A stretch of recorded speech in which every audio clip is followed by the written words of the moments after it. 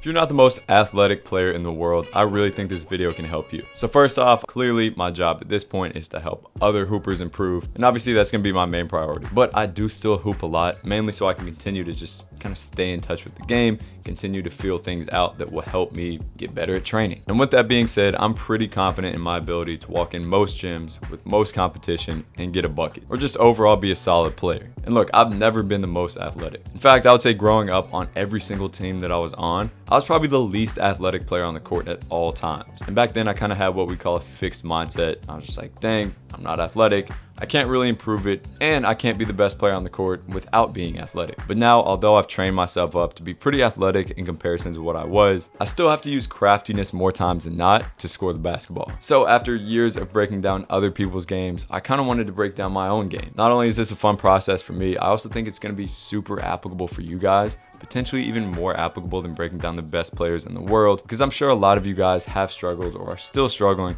with the same thing that I had, and that's scoring without being that crazy athlete. So let's break it all down.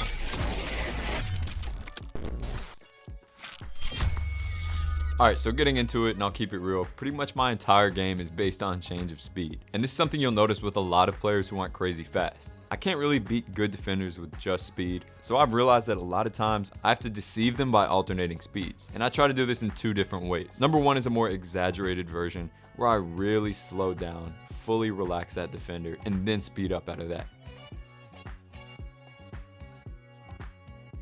Then on the flip side of that are these shorter changes of speed, where it's literally just a half second of slowing down to almost stun that defender with that slow speed before right back into a faster pace. And trust me, these can get super short, like barely noticeable, which you'll kind of notice with this little twitch of slow here. But to a defender, this can really put them on their heels. So the more fluidly and the more options you have to change speeds, the easier it'll be to deceive defenders. Next is really trying to emphasize the use of my off arm. Not fouling, but whenever they put the hand on my hip or reach in, not only swiping at it to protect, but also using it as leverage. I honestly don't think about this at all when playing, but I worked on it a ton to make it a habit, so now when I go back and watch, I realize how physical it can get. And don't come at me saying this is a foul, because if you watch this in real time, it's not even a thought to be a foul. But this is one of those things that can help negate stronger, faster players, especially when they're playing a bit more aggressive.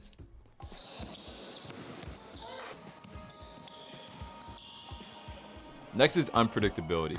And this one kind of goes back to the change of speed, but a bit more focused on the timing of that change. So for example, just exploding when the ball is on the way up or on the way down is a big tool. Most defenders just don't expect this timing. This foot tap is also a staple where you tap that foot like you're going to take another relaxed dribble and then explode off of that. Once again, just messing around with the timing. And then situational unpredictability too. For example, faking a handoff and then exploding from there. Even though I do smoke layups. All of these are ways to change speed, but to do it with an unpredictable flair. Next is that the biggest thing that I've worked on in my own game when I do get a chance to train myself is becoming a versatile shot maker. Being able to make shots when it's not the perfect conditions. Maybe when I'm fading, when I'm in a scramble, from super deep, when my feet aren't perfectly set, when it's a heavy contest, all of that. Of course, I miss a lot too, but getting super comfortable with even somewhat awkward shots is a massive benefit for undersized, not very explosive players like myself. And I've learned that this is huge around the rim too. I never thought I'd be an acrobatic finisher just because I'm not crazy athletic, but I've realized that this is more about finesse and body control than hang time. And I can attribute a lot of this to how I've trained myself without limits, and also to 2-foot finishes. I'm always trying to jump off of 2 so I can absorb contact, change speeds, change direction, etc. And I've made sure to include my left hand in all of this too. Growing up, I did so much with my left hand that I actually dribble better with that left.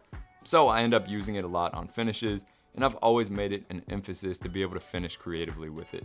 You'll also notice how much I play off this hang. It's honestly crazy, like probably too much. It started because I used to shoot so many hezzy or quote unquote footwork jumpers, and I eventually learned how many options it gives you. You lull that defender to sleep. You give them time to make a decision that you can then subconsciously read, and ultimately, you can do almost anything out of it. It rarely fails.